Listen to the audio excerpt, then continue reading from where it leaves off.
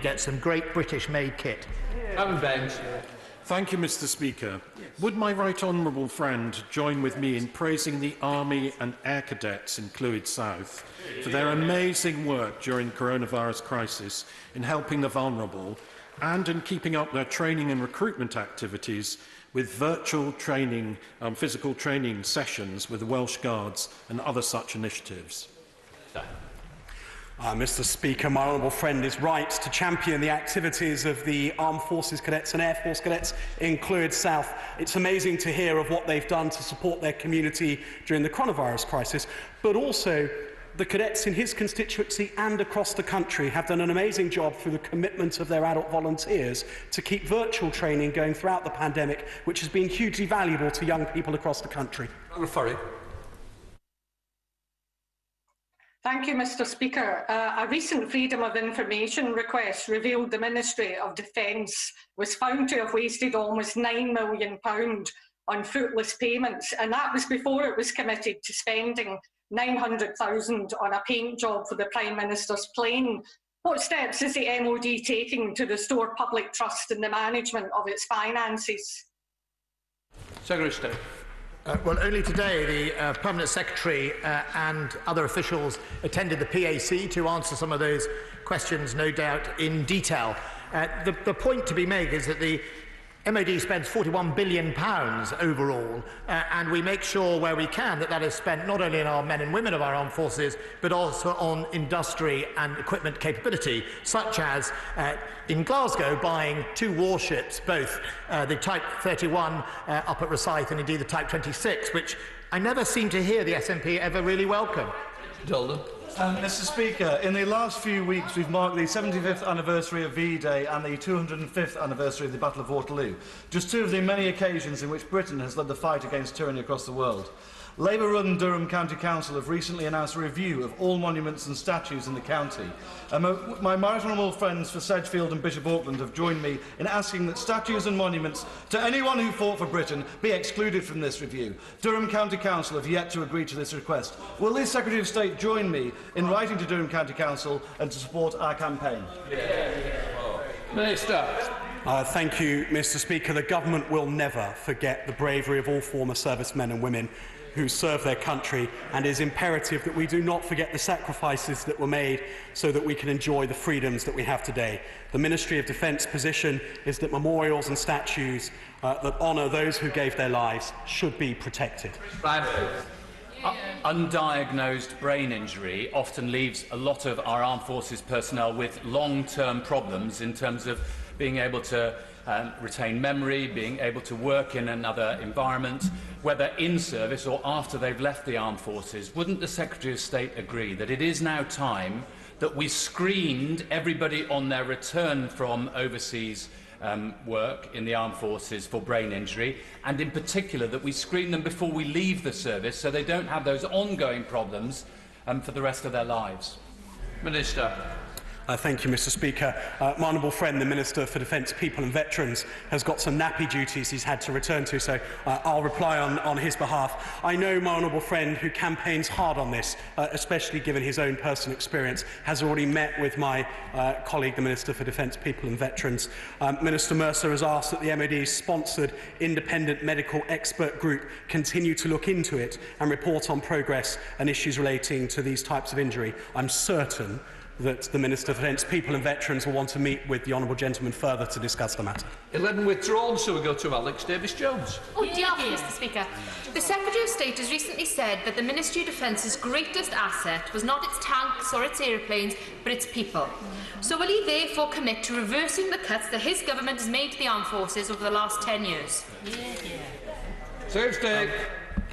Forgive me, but in 2015, we didn't, that was the last time we set the numbers for the armed forces. What we will do is make sure we give those men and women the best equipment, the best kit, the best leadership, and the best purpose for why they're here to defend this nation. That's what we do, and we do it to make sure we meet the threat, not just to start the conversation in numbers, which I know the Honourable Lady would be desperate to do. Jonathan Gillis. Thank you, Mr. Speaker. Earlier this year, Staffordshire and Stoke-on-Trent Clinical Commissioning Group was awarded a Bronze Award for their commitment to support veterans, serving members of the armed forces and their families. Will my honourable friend commit to ensure in Stoke-on-Trent, Kidsgrove and Talk our brave men and women have the same access to education, housing and healthcare as civvies like me? Thanks, Mr. Speaker. Our work to support the armed forces community through the Covenant and the Employer Recognition Scheme continues with our partners at a local level across the UK. As set out in the Queen's speech, we will further incorporate the Armed Forces Covenant into law to help prevent any disadvantage faced due to the unique nature of service life. T14 withdrawn, so we go to Simon Fell. Thank you, Mr. Speaker. In the worst weather, Walney Island in my constituency of Barrow and Furness splits in two. This risks homes, jobs and our fantastic nature reserves. I know the MOD maybe doesn't put nature reserves at the top of its pile of things to care about, but there is another threat. It risks sifting the channel, which BAE uses to push subs out and out into the sea. I'm raising this issue across government. Can I ask for the MOD's view on it, please? Minister. Just to reassure my honourable friend, we have 169 SSIs in the defence estate, and we care very deeply about that and our role as a good champion of conservation. My honourable friend, I know, is assiduous on behalf of the jobs in his constituency, defence jobs in particular. I fully appreciate his concerns on coastal erosion, but I'm happy to reassure him that it's not currently considered a risk to submarine movements, though I'm grateful for his ongoing interest. In order to allow the safe exit of honourable members participating in this item of business and the safe arrival of those participating in the next, I am suspending the House for 3 minutes. Order.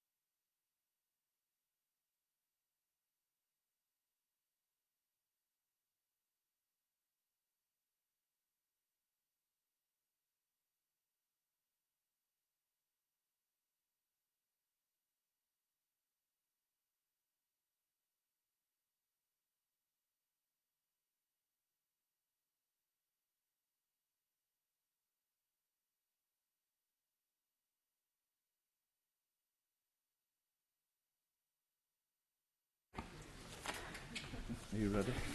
Are you plugged in? Sir, are you ready? Okay. We now come to the statement. I call the Foreign Secretary to make a statement. Thank you, Mr. Speaker. And with your permission, I'd like to make a statement on the global human rights sanctions regulations. And as we forge a dynamic new vision for a truly global Britain, this government is absolutely committed to the United Kingdom being an even stronger force for good in the world. On climate change, as we host COP26, as we champion 12 years education for every girl in the world, no matter how poor their background. And on human rights, we'll defend media freedoms, protect freedom of religious belief, and with the measures that we are enacting and announcing today, hold to account the perpetrators of the worst human rights abuses. Mr. Speaker, I first raised this issue in 2012 in a backbench business debate, and it was a cross-party issue then, as I hope it will be now, and I recall co-sponsoring it with former Foreign Secretary David Miliband. And I also would like to pay tribute to honourable members across the House. In particular, I don't know whether my right honourable friend, the member for Halton Price and Howden, but who sponsored the debate back then, and of course the honourable member for Rhondda, who joined me in that initial debate and has been chivvying me along ever since, normally from a sedentary position. No.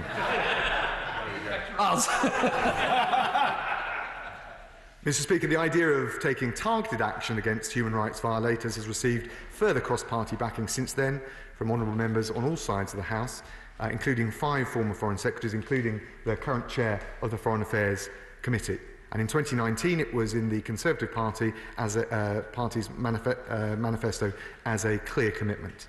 So today I am proud that under this Prime Minister and this government, we make good on that pledge, bringing into force the United Kingdom's first autonomous human rights sanctions regime, which gives us the power to impose sanctions on those involved in the very worst human rights abuses right around the world. Mr. Speaker, these sanctions are a forensic tool. They allow us to target perpetrators without punishing the wider people of a country that may be affected. The regulations will enable us to impose travel bans and asset freezes against those involved in serious human rights violations. They include, first, the right to life threatened by assassination and extrajudicial killing. Second, the right not to be subjected to torture or cruel, inhumane or degrading treatment or punishment. And third, the right to be free from slavery, servitude or forced or compulsory labour. The powers enable us to target a wider network of perpetrators, including those who facilitate, incite, promote or support any of these crimes. And this extends beyond state officials to non-state actors as well. So if you're a kleptocrat or an organised criminal, you will not be able to launder your blood money in this country.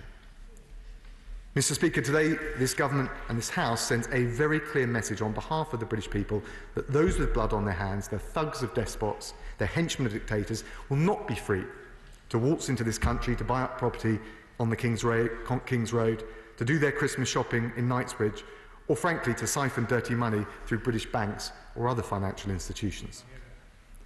Mr. Speaker, the regulations are just the latest next step forward in the long struggle against impunity for the worst human rights violations. And we have deliberately focused on the worst crimes, so we have the clearest basis to make sure we can operate the new system as effectively as we possibly can. That said, we will continue to explore expanding this regime to include other human rights, and I can tell the House that we're already considering how a corruption regime could be added to the armoury of legal weapons that we have. And in particular, Mr. Speaker, honourable members will be interested to know I'm looking at the UN Convention Against Corruption and the practice already underway under the frameworks in jurisdictions like the United States and Canada. Mr. Speaker, today we have also published a policy note which sets out how we will consider designations under these regulations for maximum transparency. And as the House would expect, the legislation will ensure that due process will be followed in relation to those designations, and that will reflect the process rights contained in the Sanctions and Anti-Money Laundering Act 2018. In practice, those people designated will be able to request a minister review the decision, they will be able to challenge the decision in court, and just as a matter of due diligence, the government will review all designations at least once every 3 years. Mr. Speaker, in addition to introducing this new legal regime, today we are also proceeding directly to make the first designations under those regulations. And we're imposing sanctions on individuals involved in some of the most notorious human rights violations in recent years. The first designations will cover those individuals involved in the torture and murder of Sergei Magnitsky, the lawyer who disclosed the biggest known tax fraud in Russian history. The designations will also include those responsible for the brutal murder of the writer and journalist Jamal Khashoggi. They will include those who perpetrated the systematic and brutal violence against the Rohingya population in Myanmar. And they also include 2 organisations bearing responsibility for the enslavement, torture and murder that takes place in North Korea's wretched gulags, in which it is estimated that hundreds of thousands of prisoners have perished over the last 50 years. And so with these first designations, Mr. Speaker, this government, and I hope this House and this country, makes it crystal clear to those who abuse their power to inflict unimaginable suffering. We will not look the other way. You cannot set foot in this country, and we'll seize your blood-drenched, ill-gotten gains if you try. Mr. Speaker, in practice, targeted sanctions are of course most effective when they're done through coordinated collective action. So we'll be working closely with our Five Eyes partners, including in particular the US and Canada. They already have Magnitsky-style sanctions legislation, and Australia, which is considering similar legislation. But we will also strongly support efforts to bring an EU human rights sanctions regime into effect, and we stand ready to coordinate with our European partners on future measures, and in fact I discussed it with our E3 partners in Berlin recently. Mr. Speaker, with your permission, I want to end by paying tribute to the man who inspired these sanctions, Sergei Magnitsky, a young Russian tax lawyer. Between 2007 and 2008, Magnitsky exposed the theft of $230 million committed by tax officials in Russia's own interior ministry. And whilst others left Russia, understandably fearing for their life, Magnitsky stayed on to take a stand for the rule of law and to strike a blow against the breathtaking corruption that plagues Russia. That courage cost him his life. He was arrested in 2008 on trumped-up charges of tax evasion, and in a particularly Kafkaesque twist, the very tax investigators that Magnitsky had exposed were the ones that turned up to arrest him. The Public Oversight Commission, a Moscow-based NGO, found that while in detention, Magnitsky was subjected to physical and psychological abuse amounting to torture. Over the course of his time in prison, he developed abdominal pain and acute bladder inflammation, but prison officers cruelly withheld medical treatment that he needed. Eventually, he was transferred to another facility, ostensibly to receive medical care. Instead, in fact, he was handcuffed and beaten to death by riot police with truncheons. He died on the 16th of November 2009, aged 37. Mr. Speaker, the House will recall that the European Court of Human Rights found Russia violated its most basic human rights violations, from the treatment of Magnitsky in prison to the lack of an effective investigation. None of those involved had ever been brought to justice. Perversely, some have been promoted or even decorated with medals. In fact, the only person ever prosecuted for this appalling crime was Sergei Magnitsky himself, after his death, Russia's first ever posthumous trial. I pay tribute to Bill Browder, who employed Sergei Magnitsky and has campaigned for justice ever since his death. And I hope that today we in this House show our solidarity with the family that Sergei Magnitsky left behind, his wife Natalia and his son Nikita. And I can tell the House they will be watching from the Foreign Office in my office as we speak. Amidst their enduring loss, they can be proud of Sergei's courage, which inspires us to hold up a torch on behalf of all those who perished or suffered at the hands of those we designate today, and to keep the flame of freedom alive for those brave souls still suffering in the very darkest corners of the world. And I commend this statement to the House. We now come to the Shadow Foreign Secretary, Lisa Nandy. Thank you, Mr. Speaker. Can I start by strongly welcoming this statement and advance sight of it? It has been, as Bill Browder rightly said, a long and difficult journey to persuade the government to take this step. I know that it's been personally frustrating for the Foreign Secretary to be challenged by me over recent weeks repeatedly about these delays, when he spent the last 8 years as a champion of it. And for too long, the UK has been a haven to those who use corruption, torture and murder to further their own ends. Today, I hope sends a strong message that the UK is not their home and that their dirty money is not welcome here. I want to pay tribute too to Sergei Magnitsky and his family. They've waited far too long for this day. Magnitsky worked for a British company, and it is right that today, in his honour, we start to clean up the global corruption that he exposed and which cost him his life. Can I also put on record our support for ensuring that some of those responsible for his murder are the first to face consequences? Mr. Speaker, we believe that the time for action against Russian government officials who oppress LGBT people, Muslims and other minorities, who use chemical weapons on the streets of the UK, we believe that the time for action is long overdue. And this is a profound act of solidarity with the Russian people over those who have made their lives a misery for far too long. Can I welcome too his action against those involved in the appalling murder of Jamal Khashoggi? And can I gently say to him that although today is not the day for sparring across the dispatch box, that it would be welcome if it marked the start of a more consistent approach from the government towards Saudi Arabia, and in particular the arms sales from this country that are being used to harm innocent civilians in the Yemen. Similarly, we are grateful to him for including the Rohingya in Myanmar in today's announcement. And I hope that he will use his new remit to consider why the UK investment arm, CDC, continues to invest in those who are complicit in silencing people who speak out against human rights abuses in Myanmar.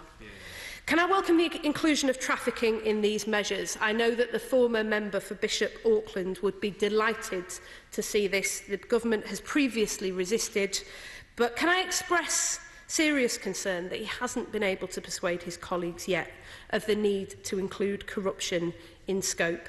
Corruption and human rights abuses go hand in hand, and this must be urgently resolved. As the former Prime Minister David Cameron put it, expressing regret that he hadn't acted on this earlier, I soon realised the advantages of working together with other countries under a common heading. You get extra clout, he said, from coming together across the world and saying with one voice to those who are responsible for unacceptable acts, we are united.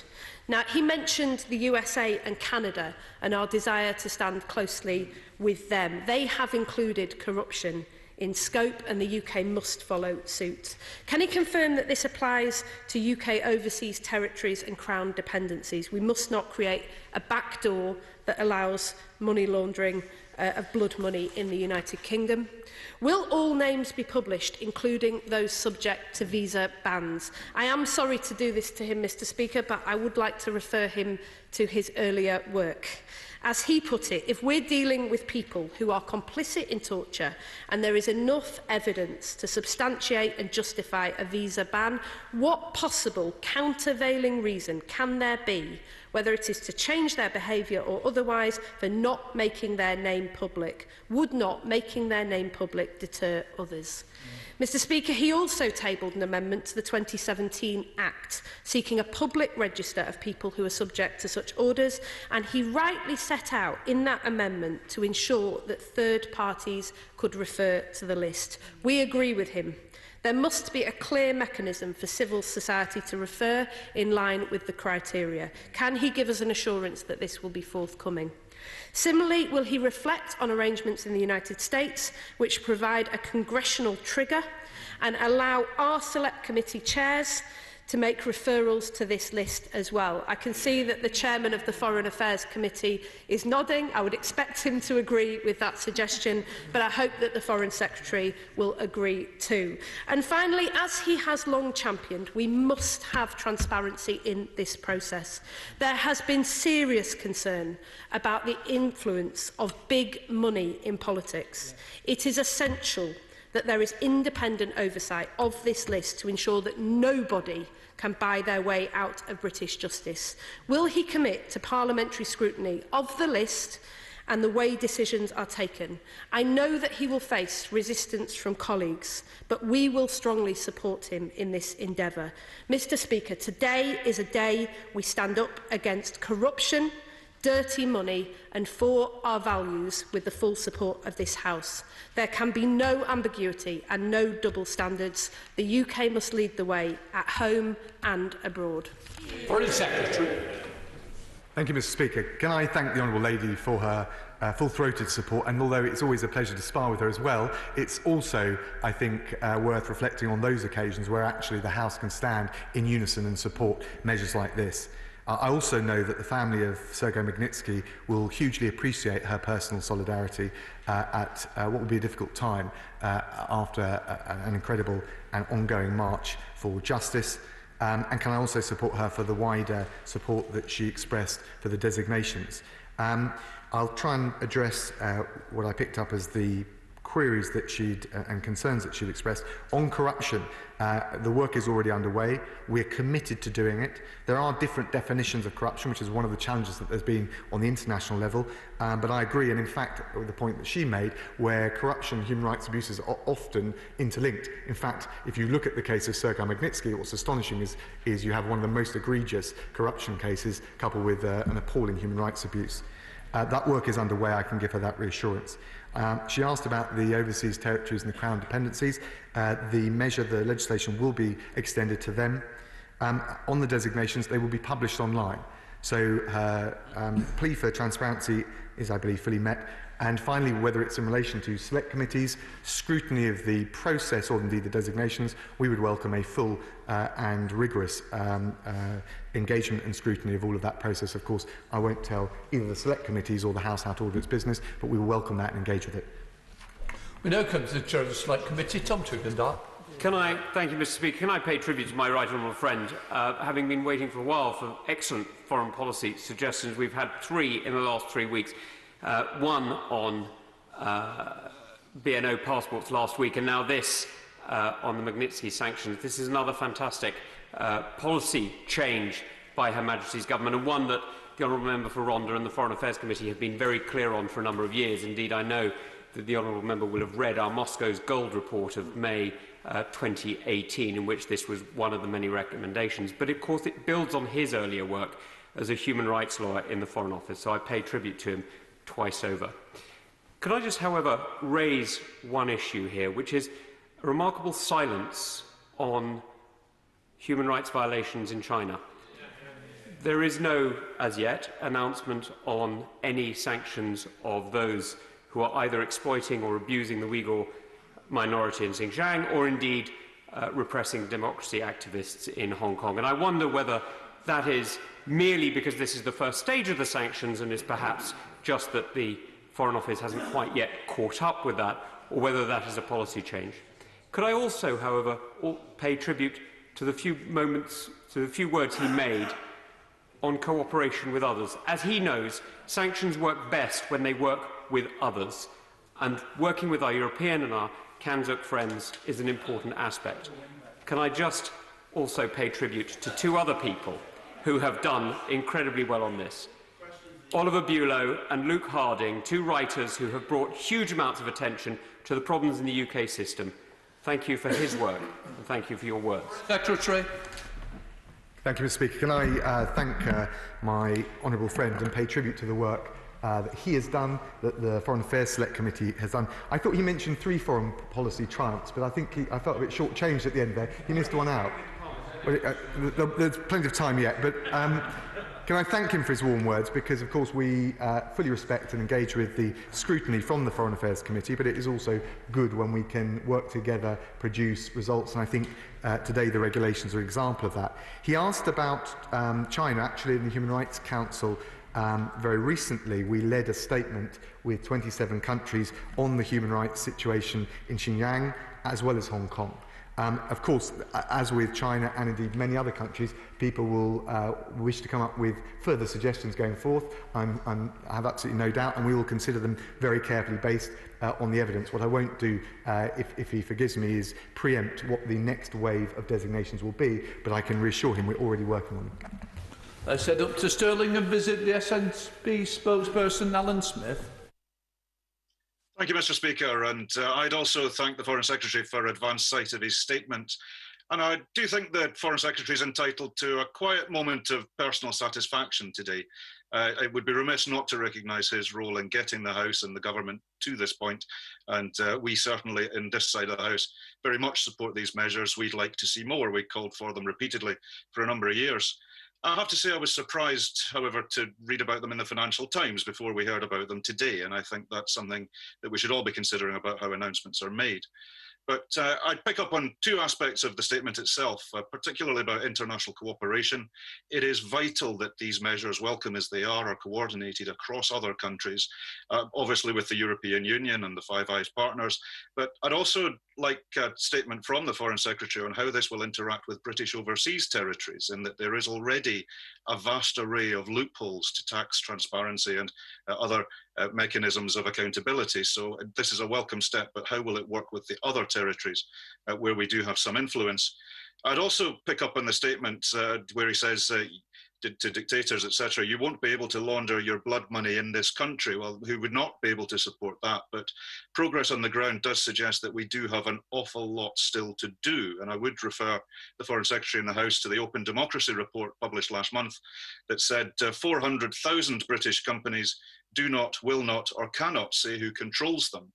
And from their own research, Britain has long operated as a global hub for financial crime. We have a long way to go to build upon these announcements today to work with that. And Scotland's not immune to that. We have Scottish limited companies that have been abused in money laundering. We all need to work on this together. I'd be grateful for some statements about how the British overseas territories will interact with this, and indeed wider financial transparency reform that we need to make sure to clean up the UK's jurisdiction. Foreign Secretary. Thank you, Mr. Speaker. Can I thank him for his support for the measures and the designations today, and also for his kind words. He's right about international coordination.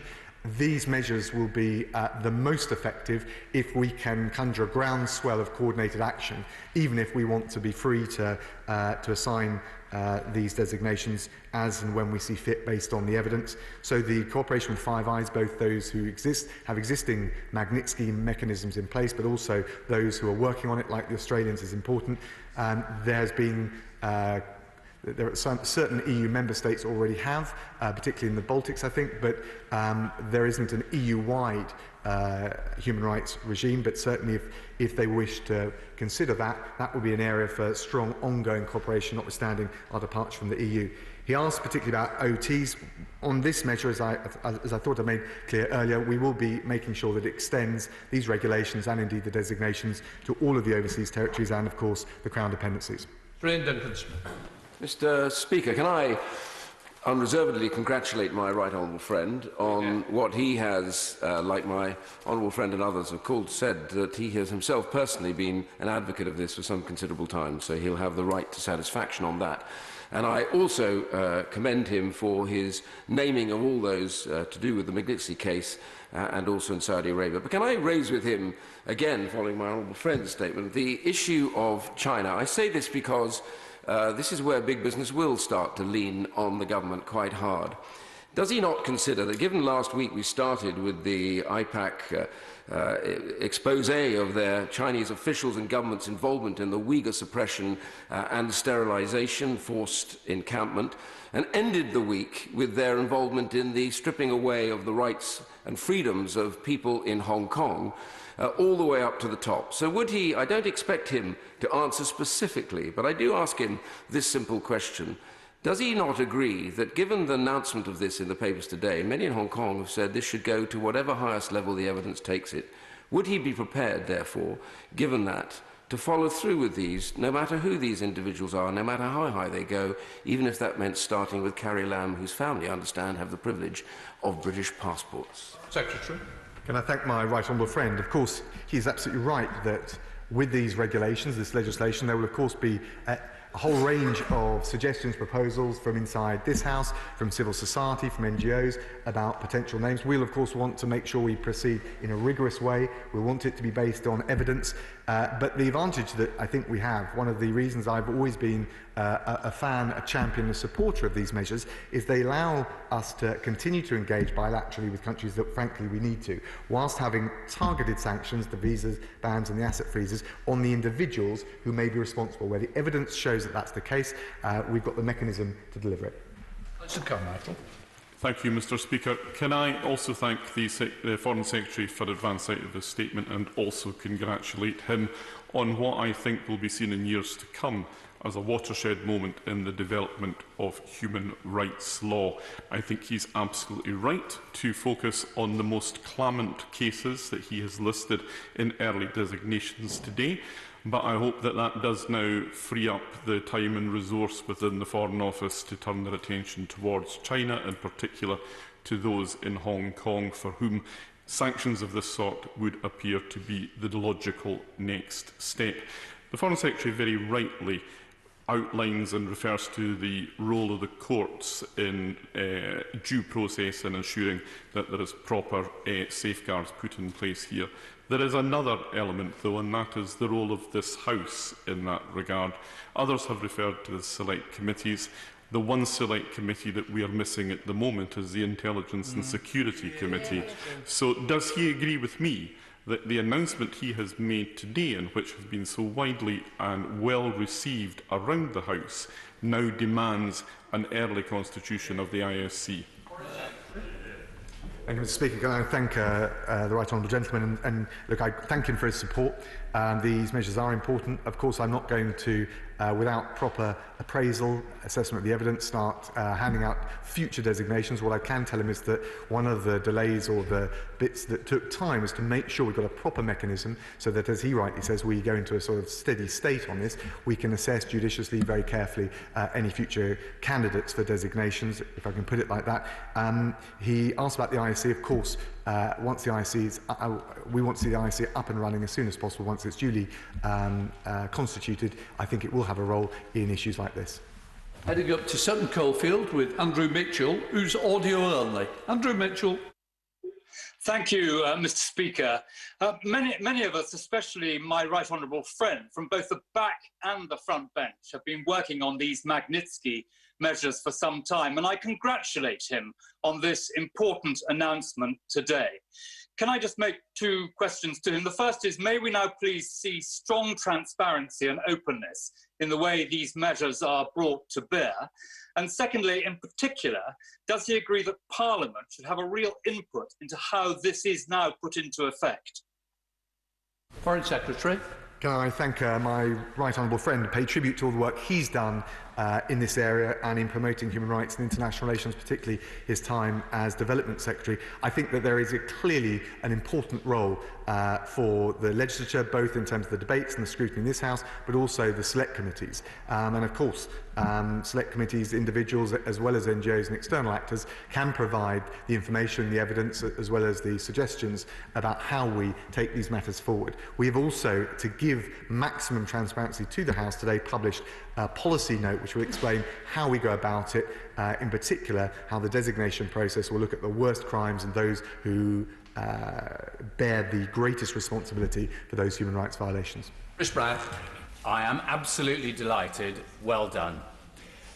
Not least because human rights in the end are a seamless garment. Uyghur Muslims, gay Chechens, Russian journalists, Colombian campesinos, the Rohingya, all have human rights, and corruption nearly always goes hand in fisted glove with human rights abuse. And nearly always the first step is the repression of democracy, the preventing of people from enjoying their freedom of assembly and their freedom of speech, which is why I strongly urge the Foreign Secretary to look at another clause which would include the repression of democracy and those rights of assembly and freedom of speech, and therefore look very carefully at whether Carrie Lam shouldn't be on the list. Secretary. I thank the honourable gentleman and also pay tribute. This wouldn't have come about without the tenacity and the advocacy that he has consistently put into this in many years and on a cross-party basis. I will always consider, as I said, this as a first step. and consider how we can proceed. I make no apology for wanting to make the first step a sure-footed one.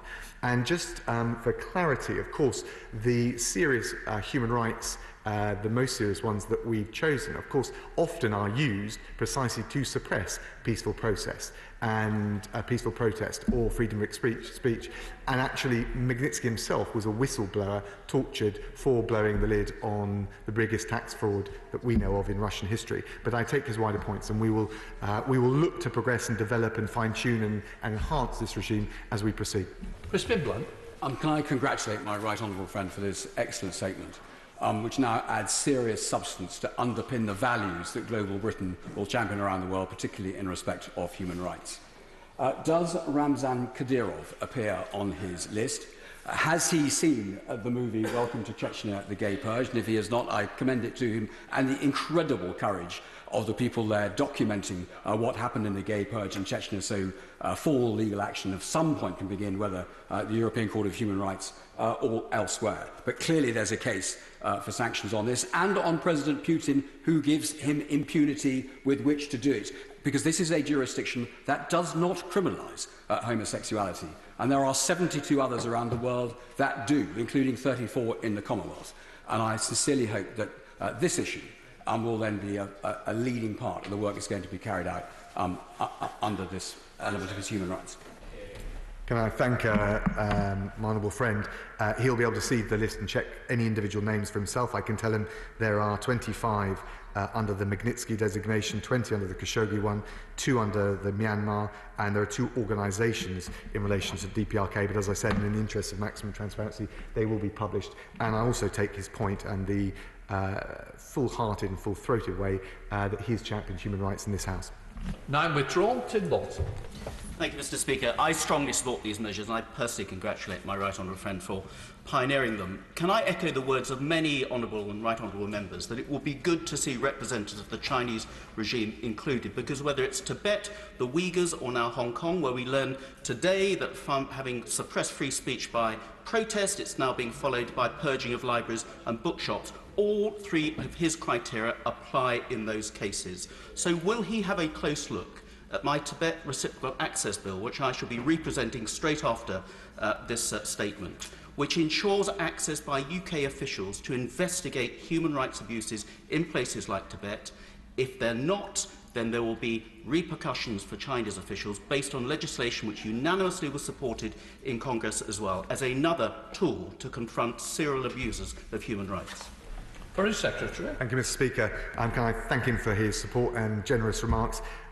We will, of course, look very carefully at any further proposals that he might wish to make to strengthen it. I'm not going to preempt or prejudge further designations down the track, but we're already working on what the next wave might be, and, of course, we'll be evidence-based as we proceed further. Hilary Benn.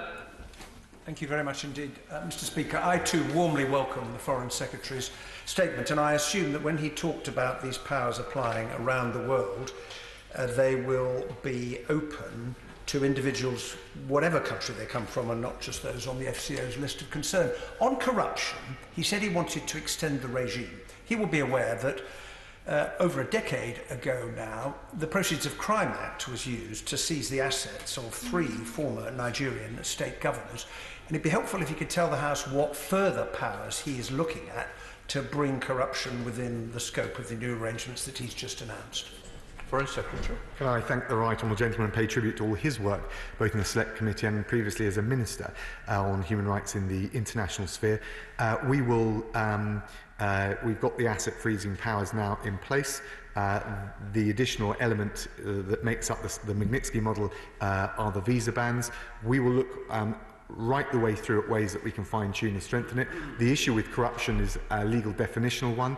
We want to get it right. We also want to avoid all sorts of people bringing litigation against the government, either for people that are on the list. We don't want to misstep in that regard, but also to make sure that we've got a firm basis so we're not judicially reviewed. I think that we have started, as I said, with the clearest and most serious human rights violations, but we want to be evidence-based, and I'm certainly open on all sides of the House to further consideration of either evidence and information that we will assess independently, but also other ways to strengthen the regime.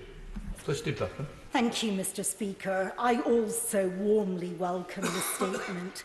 Will my right honourable friend assure me that we will implement this new regime without fear or favour? If necessary, we will go after individuals from ally states, and also we will target the decision makers who order these human rights atrocities and not simply the little men who execute them.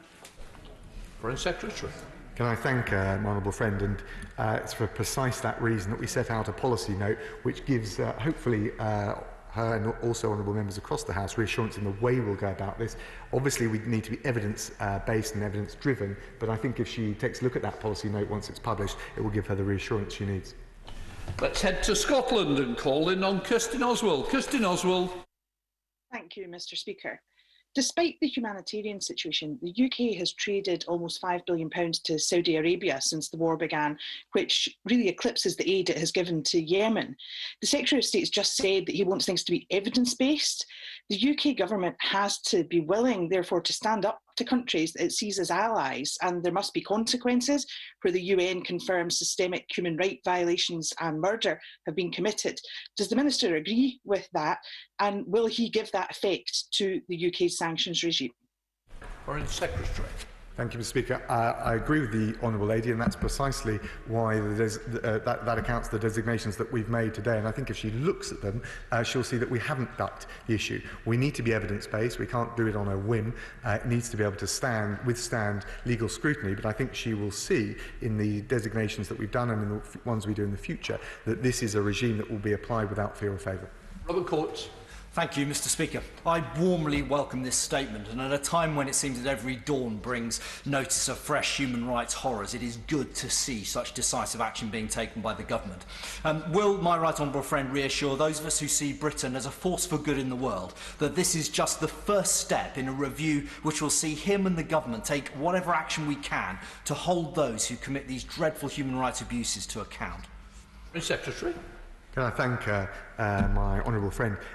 I would say in relation to the Magnitsky regime, it's one of the third of three pillars. We have a campaign which we've been pioneering, and I pay tribute to my predecessor in his time as Foreign Secretary, a campaign with the Canadians where we're championing media freedom, both protecting individual journalists, but also strengthening the legal codes in more vulnerable countries around the world. That media freedom campaign continues apace. We are supporting freedom of religious belief. We plan to co-host the international conference next week, and these Magnitsky sanctions are, if you like, the third pillar, which provide direct accountability to visa bans and asset freezes for those who commit these appalling abuses.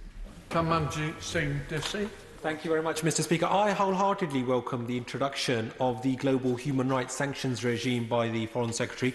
Long overdue, but does he not concede that the delay in publication of the Russia report and the lack of constitution of the Intelligence and Security Committee seriously undermines this government's credibility in the eyes of our allies? The Russia report has been sitting on the Prime Minister's desk since last year, gathering dust, and in order to ensure sufficient scrutiny of this error-prone government, right honourable members have been demanding for months that the ISC is finally formed. So what has the Prime Minister got to hide?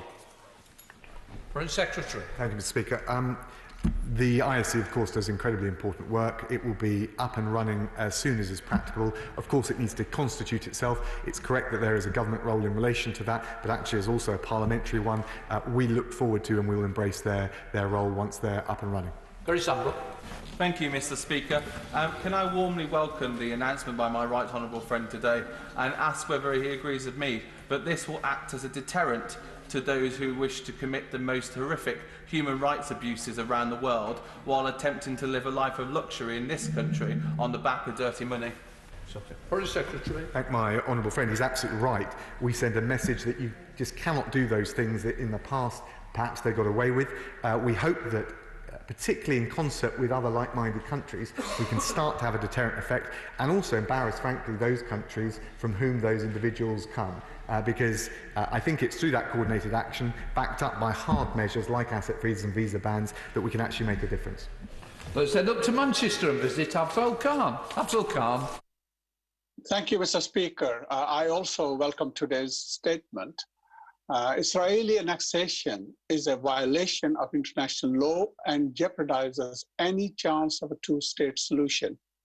I would like to believe that a two-state solution is not a lost cause, but that it is only possible if we speak up.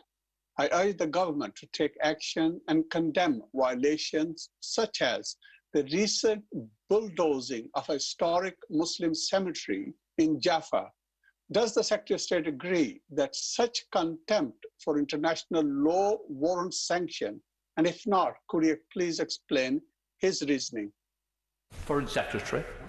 Can I thank the honourable gentleman? We certainly oppose not just the settlement building but other violations of international humanitarian law. The honourable gentleman may have seen the letter that the Prime Minister recently published in the Israeli press, which made clear that we do not give up on a two-state solution. We oppose annexation and we want to see both parties come to the table and negotiate a lasting settlement. They're sent to Wakefield with Imran Hamad Khan. Imran. Thank you, Mr. Speaker.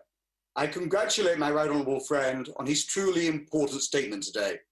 If employed wisely, it promises to be a great force for good in the world.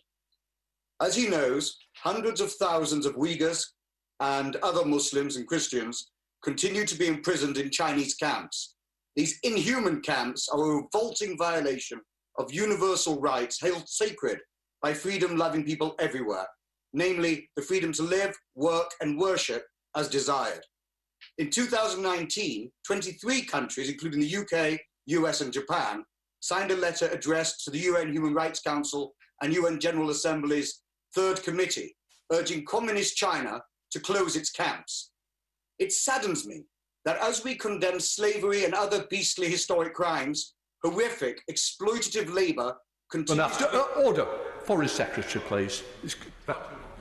Thank you, Mr. Speaker. Can I pay tribute to the passionate way that my honourable friend has made his case? I can reassure him, if he looks at the statement that the UK led with 27 in total other countries in the Human Rights Council, we have condemned those human rights abuses in the Uyghur ones that he refers to, but also in relation to Hong Kong. That's the first time that issue has been on the Human Rights Council, and we will continue to keep up that work and to shine a light on what I agree with him are appalling human rights abuses. John Cryer. Thank you, Mr. Speaker. I agree with everything the Foreign Secretary said today. Won't be surprised to hear that. But would you look at the possibility, in the interest of transparency, would you look at the possibility of amending what's now the Lobbying Act, not to curtail commercial lobbying at all, but so that there's some sort of register, so we know who is hiring lobbying firms. Yeah, the vast majority of those people are perfectly respectable, law-abiding, and in most cases, I think, probably open. But there will be some who are not, and we need to know who's doing it. Good idea. Foreign Secretary. Thank you, Mr. Speaker. Well, I know there's been considerable work being done on all sides of the House on this issue. We want maximum financial transparency. If he wishes to write to me, I'll certainly take a look in the context of all the other work that we're doing on corruption with the next strengthening of the Magnitsky regime. Tobias. Thank you, Mr. Speaker. Could I very much welcome the establishment of these sanctions tools. They very much will allow Britain to take a far more robust position when dealing with breaches in human rights. And can I join others in congratulating my right honourable friend? As a human rights lawyer, he was very well placed to actually see this through. But he will be aware that sanctions are designed to be targeted and to be focused on individuals themselves. They are designed to change behaviour, but they're also designed to challenge behaviour too. And I join with my fellow chair of the Foreign Affairs Select Committee to say, can we have an announcement on China? Not just on tactical issues to do with human rights, but the wider foreign policy stance given China's trajectory. Foreign Secretary. Can I thank my honourable friend, the chairman of the Select Committee? We have taken these measures. He's heard what we've said on Hong Kong. He'll know that Huawei is going through the review in the context of US trade sanctions. We have got the integrated review coming forward. That will be completed by the autumn. I think that is the right opportunity in parallel with the CSR to make sure we've got the right strategy and the resources to back it up. Let us drop in on Brendan O'Hara, up in Scotland. Brendan O'Hara. Thank you, Mr. Speaker. Can the Foreign Secretary assure the House that going forward, the application of this sanctions regime will be transparently even-handed and it will not be blind to those human rights abuses that have been carried out by or in the name of our so-called allies and friends such as Saudi Arabia, Bahrain, Israel or India, or indeed those countries with whom we are seeking to secure a post-Brexit trade deal? Can I thank the honourable gentleman? I think if he looks at the designations, he'll see we've answered that in the first round that we're making today. Thank you, Mr. Speaker. Can I congratulate the Foreign Secretary on his personal commitment to human rights, which is becoming a hallmark of his tenure and extremely welcome. If we're going to have an international order that promotes not just our economic interests, but also our democratic values, then there have to be consequences for people who violate those principles, and that's why this matters. Can I ask him to look at whether the process for deciding who gets designated should become an independent process, as we have with compliance to the consolidated criterion for arms exports, as a way of disentangling that decision from the complexities of diplomatic relations, which we have to have even with nefarious states? Can I thank my right honourable friend and pay tribute to all the work he did at the Foreign Office to promote human rights, in particular on the media freedom campaign, which we are continuing to champion. He makes an interesting point. I haven't seen another jurisdiction which has done it as autonomously as he suggests, but as I said, we want to take sure-footed steps and we'll look at ways in which we can strengthen it, including making it more resilient in the weeks and months ahead. Shannon. Thank you, Mr. Speaker. Can I also thank the Foreign Secretary for his statement, and I commend him for taking a very strong stand on human rights. This is quite clearly, Mr. Speaker, a Secretary of State who gets things done. In his statement, he referred to holding up a torch in the flame of freedom.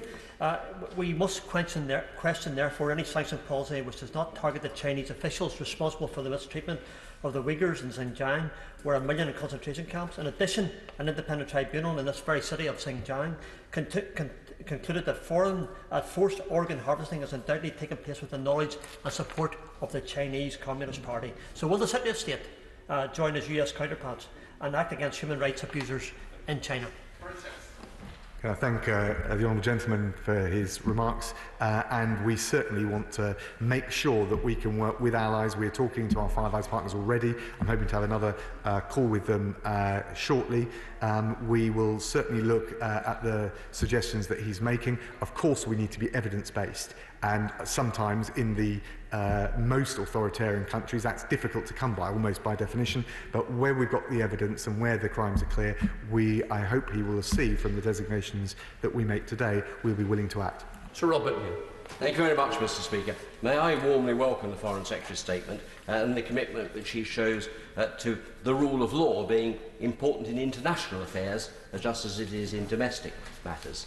I also welcome his reference to continued cooperation with our European partners and alignment. That's particularly important in terms of enforcement. And will he therefore ensure that as we come to the end of the transition period, we make it a priority to maintain the same levels of access to policing and judicial cooperation which we have at the moment, and indeed seek to expand that to other non-EU members, so that we don't have any gap in the ability to enforce these very important and welcome sanctions? I thank my honourable friend, and it's very deft the way he got the EU issue in there, but what I can reassure him, at E3 level and more broadly, we want to coordinate with our European partners and friends and allies. I think that the Magnitsky sanctions is actually a good illustration of something we can, where we can reinforce and strengthen cooperation in the years ahead, and certainly the law enforcement vehicles for cooperation are important. We want to see what the right approach is under the future relationship, but I've got no doubt, and I know the work he's done, the value they can add. Heading up to Greater Manchester with Andrew Gwynn. Andrew Gwynn. Thank you, and I wholeheartedly welcome the statement and the measures that he's announced today.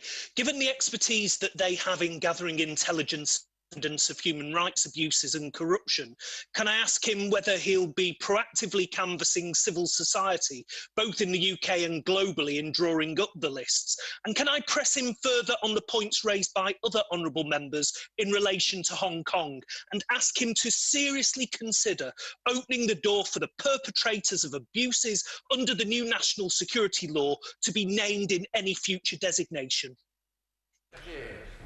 Can I thank the honourable gentleman? We will certainly be working with all of our international partners in order to accumulate the evidence. He asked about civil society and NGOs. Yes, absolutely. Indeed, sometimes the primary evidence is through open source reporting, so that relationship is very important. And as I said to the House already, we will look at strengthening the regime as we go forward.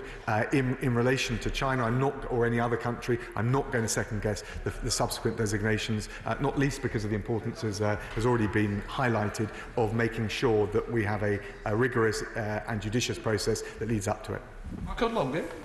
Thank you, Mr. Speaker. Can I too warmly welcome the statement made to the House today by the Foreign Secretary, and may I also ask him, therefore, if he agrees with me that the designations announced today show that this government will act without fear or favour when human rights may be at stake. Can I thank an honourable friend? I believe they do demonstrate that. It's early days.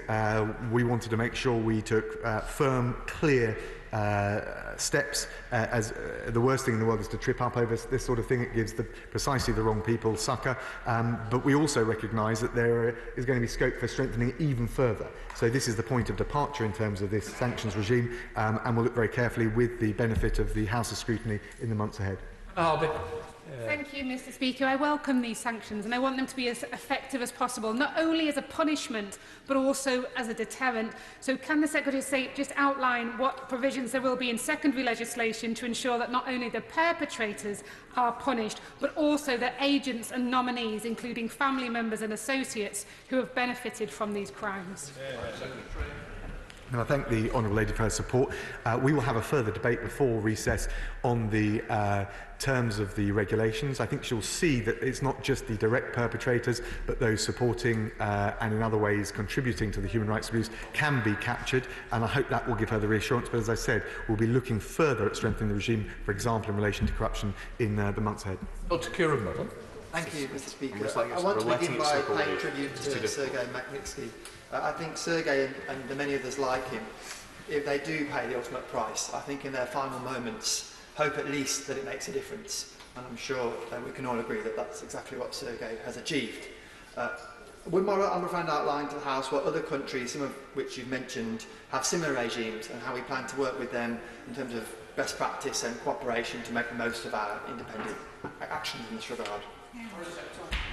Can I thank my honourable friend? I agree with what he said about Magnitsky, incredibly courageous man. I think of him as the Solzhenitsyn of his age. To make these sanctions effective, to deter that kind of action, to hold people to account, we do need to work closely with our partners. We're one of the first major countries, certainly in Europe, to draw up this regime and start implementing it. There are some other countries, but the EU as a whole hasn't adopted it yet. But I can tell the honourable gentleman that the US obviously have a mechanism in place, the Canadians do, the Australian Parliament is also considering it. So we're talking with the full range of international partners, and indeed others, because we think this provides a strong and resilient model for raising human rights, not allowing it to be swept under the carpet, whilst still engaging in the diplomacy that's required for all the other things that serve the British national interest. Let us wander up to Bolton with Yasmin Qureshi. Yasmin Qureshi. Mr. Speaker, I welcome the Foreign Secretary's statement today, but why is the Commonwealth Development Corporation continuing to invest millions of pounds into a company called Frontier, which is a telecommunications and an internet company? Frontier has been obeying Frontier has been obeying what the Myanmar government has been telling them, which is to suppress the transmission of evidence of human rights abuses and atrocities being committed against the Rohingyas. Can I thank the honourable lady? I hope she will be reassured to see that the designations include, in relation to human rights abuses against the Rohingya. I don't know about the specific terms that she's referring to, the specific case, but I'm very willing, if she would like to write to me, to take a look at it. Gagan Mahendra. Thank you, Mr. Speaker. Can I also welcome the global human rights sanctions regime as proposed by the Foreign Secretary? Can my right honourable friend outline to the House whether this sanction regime ensures the UK continues to uphold the necessity of freedom of religion and belief around the world? Can I thank my honourable friend? The regime focuses on the most serious human rights abuses, the right to life, prohibition against torture, prohibition against slave labour and forced labour. But of course, many of the abuses that take place under that can be directed at journalists, those practising their religion. And if he looks at the designations that we've made today, he'll find that that's true even in relation to the first wave. 31 withdrawn. John Penrose. Mr. Speaker, can I add my voice to the congratulations to the Foreign Secretary? This has been a personal crusade of his, and this is a great moment, not just for him, but also, I think, for the government and the country as well. Can I press him to go a bit further and a bit faster, perhaps, on the points he's made already about fighting corruption and extending these measures to include corruption? He will understand that while many human rights abusers are indeed corrupt, there are many people who are corrupt who are not necessarily human rights abusers, and therefore we may only be able to get people on corruption charges. Strengthening that element is vital. We'll be able to get people who are designated on corruption by Christmas. Can I thank my honourable friend, pay tribute to the work he's done both on human rights but also transparency and anti-corruption. As I said, we will look, and work is already underway on the corruption element, and I look forward to his contribution as we develop those proposals. Kevin Brennan. Speaker, I welcome the designation of those from Saudi Arabia responsible for the death of Jamal Khashoggi. I also welcome the fact that in the note that he's provided this clear indication that non-state actors, those who've acquired a significant degree of control, authority and organisation over people in an area, will also be held to account. My constituent Luke Simons, as the Foreign Secretary knows, is held by the Houthis in a severe breach of his human rights, and has been for the last few years in Sana'a in Yemen. Will he commit to do all that he can to secure his release and to make sure that when he does so, his and his family can leave Yemen and travel to the United Kingdom? Can I thank the honourable gentleman, pay tribute to his advocacy and tireless campaigning on behalf of his constituent. Of course, we want to secure the release from the Houthis, and he rather smartly wove in the non-state actor element of the regime, but actually it is important because it is not just perpetrators that come from arms of the state, but whether it's from militia, whether it's from armed groups, terrorist organisations, or indeed organised crime, there are a lot of other people out there who are aiding, abetting, supporting those human rights abuses, and we need to target all of them. Andrew Schlew.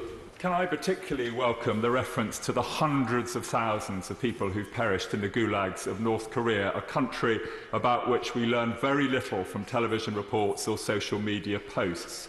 In the statement, the Foreign Secretary mentions organisations rather than individuals in respect of North Korea.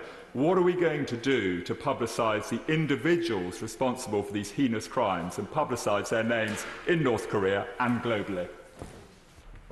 Can I thank my honourable friend? And part of the problem in North Korea, as we were discussing earlier, is the clandestine nature of the decision-making process, but he's right that we would certainly be able and willing now to proceed to name and designate individuals. The two organisations that we are designating are Bureau 7, the Ministry of State Security arm, which oversees the political prison camps, and also the Ministry of Public Security's Correctional Bureau, which oversees the ordinary prison camps, both ghastly in their own right.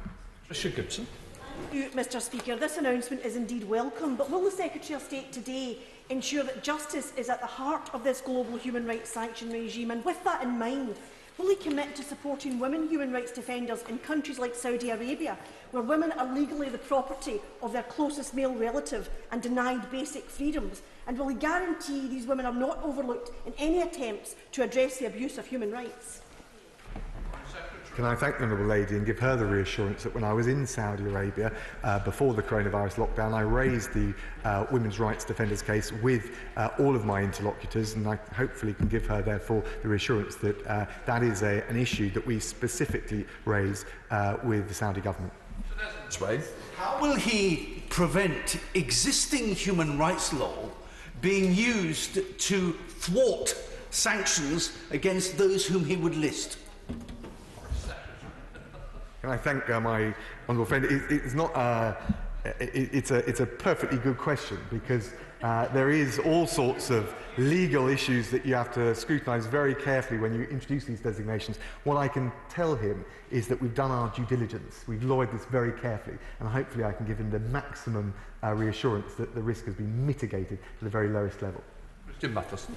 Mr. Speaker, can I add my congratulations to the Foreign Secretary and also pay my respects to the memory of Sergei Magnitsky and his family, but also to Bill Browder, who I've had the pleasure of meeting a couple of times in this place. Will the Foreign Secretary, and indeed these regulations, allow us to follow the money and prevent other people, family members or close business associates from being used as a front to try and give legitimacy in terms of the money to people who are abusers? And then, so will the Foreign Secretary ensure that people who are associated with the abusers will also feel the effects of these regulations too? Mr. Speaker, he's absolutely right. And can I say also, I hope that the expressions of support for Sergei Magnitsky give solace to Natalia and Nikita through their enduring grief. He's absolutely right, though. I mean, one of the reasons that hasn't been discussed quite so much in this session has been that the opportunity with this regime to follow the money. And if we can cut off the money and the people that are profiting from these appalling human rights abuses, we've got a better chance of cutting out the activity and deterring it for the future. He's absolutely bang on. Sir Edward Lee. The largest group in the world subject to persecution today are Christians, not just lethal persecution such as in North Korea, but in many parts of the world, persecution on church-going, on blasphemy, many other issues. Can the Foreign Secretary assure me that this regime, this new regime, will be used to target with sanctions those who deliberately target Christians? Can I thank my honourable friend? He's absolutely right that this new regime gives us that power. And I can tell him, on top of the legal regime and the asset freeze and the visa bans, the work of the Prime Minister's Special Envoy for Freedom of Religious Belief has been immense. He's put in a Herculean shift. We are working with our international partners. We intend to co-host a conference on freedom of religious belief, and that will give us the ability to do precisely what he wants. Bahrain, the UAE and Saudi are all classed as close trading and political allies of the UK. What they also have in common is locking up political prisoners, torture and execution without due process. Zahair Abdullah and Hussein Rashid are in imminent danger of execution in Bahrain, having exhausted legal remedies. Will the Foreign Secretary be sure to sanction human rights abusers in so-called friendly countries, as well as those which are not so friendly? Thank you, Mr. Speaker. I think the honourable gentleman, and I know he's a passionate human rights defender himself and over many years, I think he can take reassurance from the designations that we've made. I think he can see the government is willing and is doing just that. Aaron Henry. Mr. Speaker, the introduction of global human rights sanctions sends a strong message to those who violate human rights across the globe that they are not welcome in the UK, and reinforces our position as a defender of human rights at an international level. Can my right honourable friend assure me that the government will continue to work with other countries to ensure that perpetrators of such violations are held to account for their actions? My honourable friend is absolutely right. I've mentioned some of our existing partners, but actually what we want to do is show by the measures that we're taking, the efficiency with which we go about this in a targeted and smart, evidence-led way, that this is a regime that not only can hold individuals to account, but other countries can adopt as well. And that is certainly part of our advocacy and our diplomatic plan in the months ahead. In order to allow the safe exit... Go on, point of order, Just wait for the point of order. Mr. Speaker, I did speak to you about it this morning. St Margaret's Church, which is just across the way, which some members attend to, has been a letter's been sent out to say that their services on a Sunday will be stopped. We all know that the repercussions of that are because of the COVID-19 and the visitors that attend the Westminster Abbey. So I'm just wondering, seeking your guidance, Mr. Speaker, what would be the best way of highlighting this issue to ensure that government are able to assist or help if they can? And would it be perhaps through a UQ or indeed through an adjournment debate or from a direct contact with the Minister who might just answer this question to help St Margaret's to continue? Well, seeing how you intervene on everybody else's adjournment debate, I think it might be a good idea to see if we could facilitate one for you.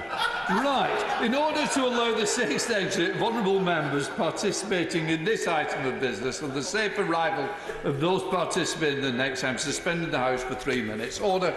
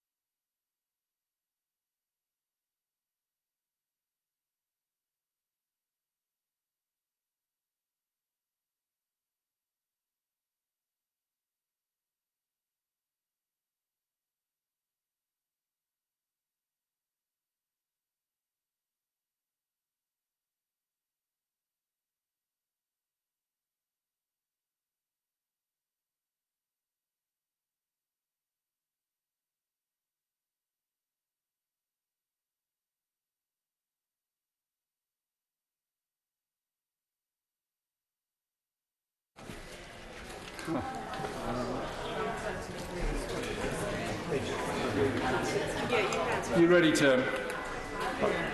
Order. Order. Presentation of bill. Tim Lawton. Tibet Reciprocal Access Bill. Second reading what day? The 12th of March 2021, sir. 12th of March 2021. Forward-thinking man.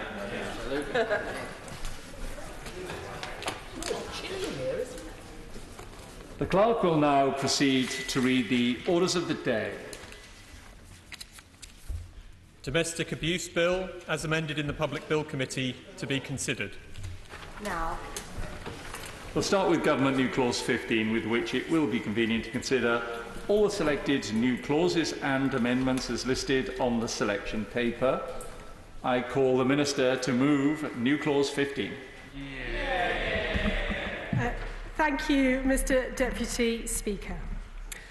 Home should be a place of love and of safety. But for 2.4 million people across the country, it is not. We want the abuse to stop, and we want victims to live peaceful, safe and happy lives. This is why the government is bringing forward the Domestic Abuse Bill. But domestic abuse does not just affect adults. It affects the children living in abusive households too. The government has always recognised the devastating impact that domestic abuse has on a child who sees, hears or experiences it. Indeed, the need to consider the effects on children runs through the bill, through the draft statutory guidance and in our non-legislative work. But as I hope is acknowledged, our approach throughout the extensive scrutiny of this bill has been to listen, and that is exactly what we've done. We have listened carefully to my right honourable friends, the member for Maidenhead, and my right honourable friend, the member for Basingstoke. We've listened to my honourable friend, the member for the Cities of London and Westminster in Bill Committee, as well as other members across the House, including the honourable member for Blaydon, who have encouraged us to do more.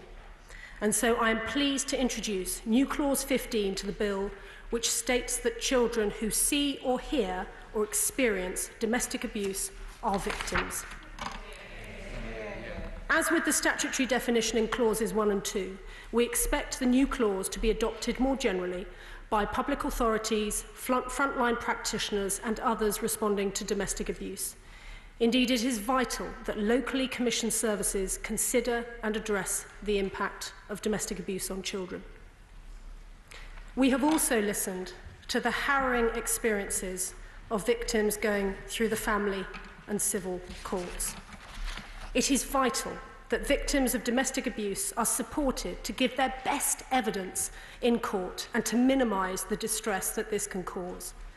The bill on introduction already ensured that victims of domestic abuse are automatically entitled to special measures in criminal proceedings, meaning that they can, for example, give evidence from behind a screen or via a video link.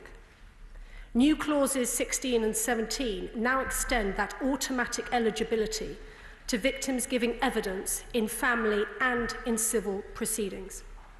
In May last year, the Ministry of Justice